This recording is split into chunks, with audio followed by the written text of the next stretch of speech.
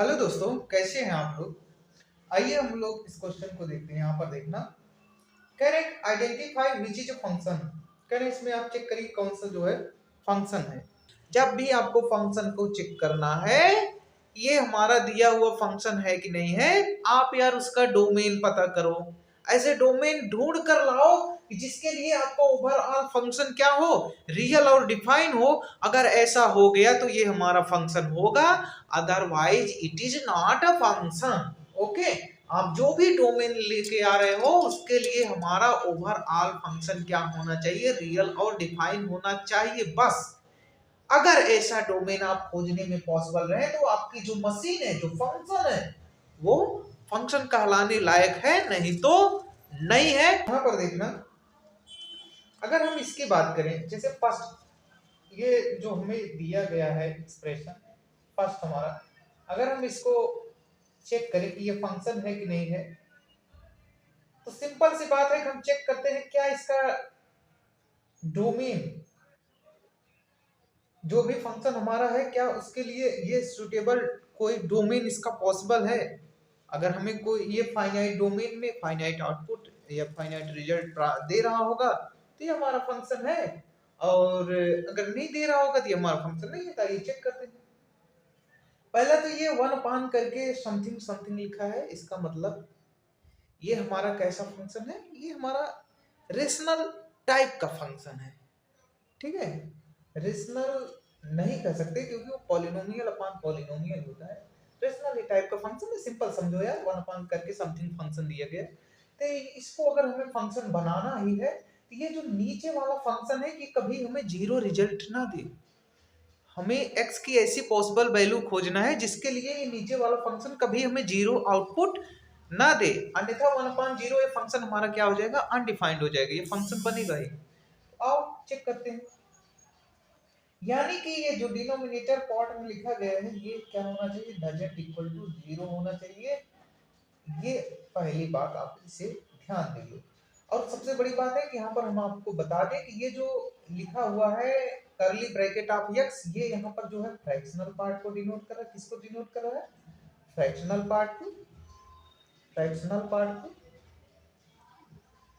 ठीक, और जो यहाँ पर ये स्क्वायर ब्रैकेट लगा हुआ है ये ग्रेटेस्ट इंटीजर को, ये किसको डिनोट कर रहा है, ये हमारा ग्रेटेस्ट इंटीजर फंक्शन GIF को डिनोट कर रहा है। ठीक है, ये काम हमें सब में देखना है, जहां जहां लगा होगा सब में वही काम करना है। आप बताओ, ये वैल्यू जीरो के इक्वल नहीं होना चाहिए क्योंकि ये वन अपान करके फंक्शन लिखा गया है, तो जो डिनोमिनेटर में फंक्शन है वो हमारा कभी जीरो नहीं होना चाहिए। फॉर रियल मतलब ऐसा डोमेन जिसके लिए हमारा फंक्शन रियल और डिफाइंड हो।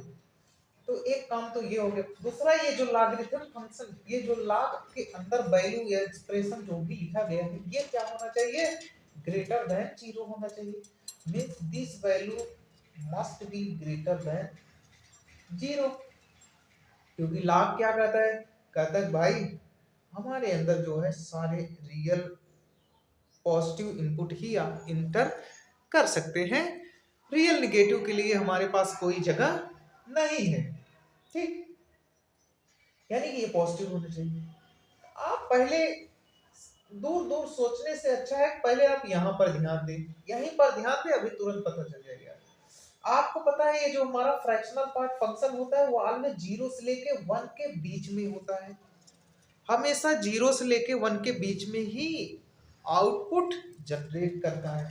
तो आप यहाँ पर देखो, यानी कि फ्रैक्शनल पार्ट फंक्शन हमारा जीरो से वन के बीच में ही रहेगा, मतलब यहाँ जो भी वैल्यू ये देने वाला है वो आप ये कह सकते हो कि जीरो से लेके वन के बीच में ही कुछ इनपुट ये देगा, जीरो को इंक्लूड करते हुए वन के बीच में ही, मतलब कोई डेसिमल में इनपुट यहाँ पर देने वाला है ये फ्रैक्शनल पार्ट। और जब आप उसे वन में से सब्ट्रैक्ट करोगे, ये जो फ्रैक्शन वैल्यू आएगी, ये जो फ्रैक्शन पार्ट आप फंक्शन आपको देगा, ये जो मशीन है, ये जो फ्रैक्शनल पार्ट फंक्शन मशीन है, हर इंटीजर पे जीरो होता रहता है, बाकी हर इंटीजर पे जीरो हो जाता है, खटा खटा। तो ये हमेशा जीरो से लेके वन के बीच में लाई करता है। तो आपको पता है कि ये हमेशा जो है जीरो से लेके वन के बीच में ही कुछ है। वैल्यू दे रहा होगा, वो भी जब हम 1 से माइनस कर देंगे यार मेरे भाई, तो वो क्या होगा, सिंपल सी बात है कि वो फ्रैक्शन में वैल्यू आ जाएगी। और बाहर लगा हुआ है ग्रेटेस्ट इंटीजर फंक्शन, मेरी बात ध्यान से सुनना। आप जब इस फ्रैक्शन पार्ट फंक्शन की वैल्यू यहाँ लाएंगे तो वो 1 में से जब सब्ट्रैक्ट होगा तो वो क्या होगा, एक फ्रैक्शनल वैल्यू आएगी।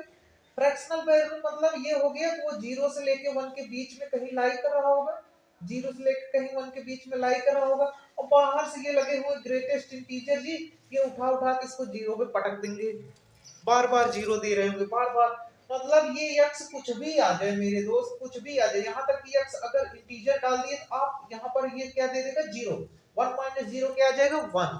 और ग्रेटेस्ट इंटीजर 1 क्या आ जाएगा, 1। और लाग के अंदर 1 जाएगा तो क्या हो जाएगा मेरे भाई, 0 हो जाएगा। मतलब अगर 1 भी जा रहा है तब भी 0 आ रहा है। अगर ये कोई फ्रैक्शन वैल्यू जनरेट कर रहा है तो 1 माइनस फ्रैक्शन वैल्यू मींस आ जाएगा फ्रैक्शन। और फ्रैक्शन का ग्रेटेस्ट इंटीजर भी क्या आ जाएगा, 0 आ जाएगा। और लॉग 0 क्या कहता है भाई साहब, कहता है कि लॉगरिथमिक फंक्शन हमारा ऐसा फंक्शन होता है, वो कहता है कि आप हमारे अंदर सारे रियल पॉजिटिव वैल्यू डाल सकते हो, लेकिन हमारे पास जो है निगेटिव या नॉन निगेटिव वैल्यू के लिए हमारे पास कोई, सॉरी नॉन निगेटिव बोल रहे हैं, सॉरी, मतलब यूं कह सकते हो कि 0 इंक्लूडेड रहे, निगेटिव में 0 इंक्लूडेड रहे, ठीक है। ऐसी वैल्यू के लिए इनके पास जगह नहीं होता, और आउटपुट तो टोटल रियल नंबर देते हैं, लेकिन हाँ इनपुट में क्या होना चाहिए, 0 से इंफिनिटी ही इनका डोमेन होता है log जी का। तो log 0 पे डिफाइन ही नहीं होता है यार, यानी ये हमारा क्या हो गया, फंक्शन नहीं है, इट इज नॉट फंक्शन। ये क्या है, फंक्शन नहीं है। आइए सेकंड वाला चेक कर लेते हैं इसी वक्त। सेकंड में क्या है, x factorial upon fraction part of x। अब आप भैया ये देखिए, ये फैक्टोरियल जी है, फैक्टोरियल जी का डोमेन क्या हो जाएगा कि x बिलोंग करेगा टोटल होल नंबर, मतलब 0 भी ले सकता है, बाकी सारे नेचुरल नंबर्स, ठीक है। लेकिन आप जैसे ही इनके अंदर यहाँ ये जो फ्रैक्शन पार्ट है, इनके लिए तो सारा रियल नंबर है, इनके लिए तो सारा रियल नंबर डोमेन है, और इनके लिए डोमेन सारा होल नंबर है। लेकिन आप हमें बताओ, ये भाई साहब, ये जो भाई साहब हैं, इनमें अगर हम कोई भी होल नंबर डालेंगे तो उठा उठा उसको 0 पे पटक देंगे। मतलब ये आप जैसे इन दोनों इनइक्वालिटी का इंटरसेक्शन लेंगे तो आपको क्या मिलने वाला है, होल नंबर, x बिलोंग करेगा होल नंबर। लेकिन उस होल नंबर पे ये भाई साहब हमेशा 0 रहने वाले हैं यार, हमेशा 0 रहेंगे। और जैसे हमारा ये डिनोमिनेटर 0 हो जाएगा, ये ओवरऑल फंक्शन क्या हो जाएगा, अनडिफाइंड हो जाएगा। ये भी हमारे फंक्शन नहीं है, क्योंकि ऐसा कोई भी एक्स नहीं एग्जिस्ट कर रहा है जिसके लिए ये फंक्शन हमारा क्या हो, रियल और डिफाइन होती है। यही बात मैं पहले से कहने वाला था कि जब भी आपको फंक्शन चेक करना हो तो आप उसके डोमेन खोजो यार, ऐसे कोई रियल वैल्यू खोजो जिसके लिए आपका फंक्शन रियल और डिफाइन हो, ठीक। थर्ड क्या है, थर्ड कह रहे हैं कि x factorial into fraction part of x। अच्छा, इनकी डोमेन क्या हो जाएगी फैक्टोरियल जी की, सारा होल नंबर, मींस 0 से लेके सारे काउंटिंग नंबर, नेचुरल नंबर, ठीक है। और ये फ्रैक्शन पार्ट के क्या हो जाएंगे, सारे रियल नंबर। ये कहते हैं भैया हमको कोई इतराज नहीं है, आप कुछ भी मेरे अंदर पुट कर दो, सबके लिए रियल और डिफाइन है। लेकिन जब आप इस रियल नंबर और होल नंबर का इंटरसेक्शन लेंगे तो आपको क्या मिलेगा, इनका इंटरसेक्शन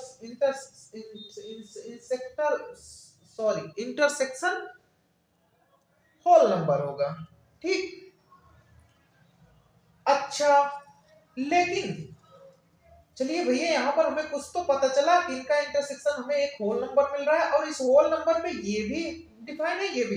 लेकिन आप हमें ये बताओ, इस हर होल नंबर का मतलब क्या हो गया, पॉजिटिव, मतलब non negative integer, non negative integer मतलब 0 से इंक्लूड करके सारे पॉजिटिव इंटीजर, ठीक है। लेकिन उन हर इंटीजर पे ये भाई साहब क्या हो रहे होंगे, 0 हो रहे होंगे, बार बार 0 0 0 0। यानी कि हर एक इनपुट पे ये सेम आउटपुट दे रहे होंगे, मींस ये क्या हो गया, कैसा फंक्शन हो गया, मिनी वन फंक्शन हो गया। लेकिन ये क्या है, हमारा फंक्शन है, ठीक है। अब ये लास्ट में बचे हुए, आइए इनको भी हम धाराशायी कर देते हैं। देखो, ऊपर हमारा लॉगरिथमिक फंक्शन है, इसलिए इसका भी डोमेन चेक करना है। इसके डोमेन के लिए लॉग के अंदर जो भी एक्सप्रेशन या पॉलिनोमियल या जो भी लिखा हो उसको हमें ग्रेटर देन 0 रखना है। मीन्स लॉग कहता है ये भाई एक हमारे अंदर जो भी रखे जा रहे हैं वो 0 से बड़े होने चाहिए, ठीक। तो x ग्रेटर होना चाहिए 1 से इनके अकॉर्डिंग। अब इन नीचे वाले फंक्शन का और डोमेन निकाल लेते हैं। पहला नंबर तो ये डिनोमिनेटर में फंक्शन लिखा हुआ है, इसका मतलब ये 0 के इक्वल नहीं होना चाहिए, यानी कि square the root over 1 minus x square doesn't equal to 0। एक कहानी ये हो गई। और दूसरा ये जो स्क्वायर रूट फंक्शन के अंदर जो भी एक्सप्रेशन पॉलिनोमियल लिखा गया है वो कैसा होना चाहिए, greater than or equal to 0 होना चाहिए। लेकिन यहाँ पर कह रहे हैं कि ये 0 के इक्वल नहीं होना चाहिए, इसलिए यहाँ से हम इक्वलिटी हटा देंगे, सिर्फ हम इनइक्वलिटी को सॉल्व करेंगे। अब क्या करना है, हमें पता है पॉलिनोमियल में हमारा जो हायर डिग्री टर्म होता है उसका जो कोएफिशिएंट होता है ऑलवेज पॉजिटिव बना, तो दोनों साइड माइनस से मल्टीप्लाई करोगे तो इनइक्वलिटी साइन चेंज हो जाएगी। और इसको जब आप सॉल्व करोगे तो x - 1 x + 1 लेस देन 0 और आपका x आ जाएगा -1 से 1। कहाँ, सिर्फ इसके लिए आए। अभी यहाँ पर कह रहे हैं x ग्रेटर देन 1 चाहिए। अब देखो ये -1 ये 1, एक इनइक्वालिटी कह रही है आप -1 से 1 लो, ओपन इंटरवल इसलिए सर्किल लगा रहे हैं। और दूसरी इनइक्वालिटी कह रहे हैं कि आप 1 से क्या लो, ग्रेटर लो। बताओ कुछ भी हमें ऐसा x मिल रहा है जिसके लिए ये दोनों फंक्शन चल पा रहे हैं, नहीं चल पा रहे। कोई भी ऐसा एग्जिस्ट नहीं कर रहा है। ये भी फंक्शन नहीं है, ये भी फंक्शन नहीं है, ये भी फंक्शन नहीं, क्योंकि इनका डोमेन ही नहीं है यार जो इनको रियल और डिफाइन बना सके।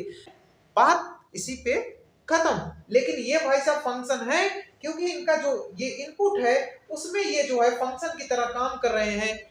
Many input same output means many one function की तरह काम कर रहे हैं। Thank you my dear friend, I hope you well understand. If you like, if you feel better explanation, please like, subscribe and break the bell icon and break your mobile and comment in comment section. Okay, thank you my dear friend.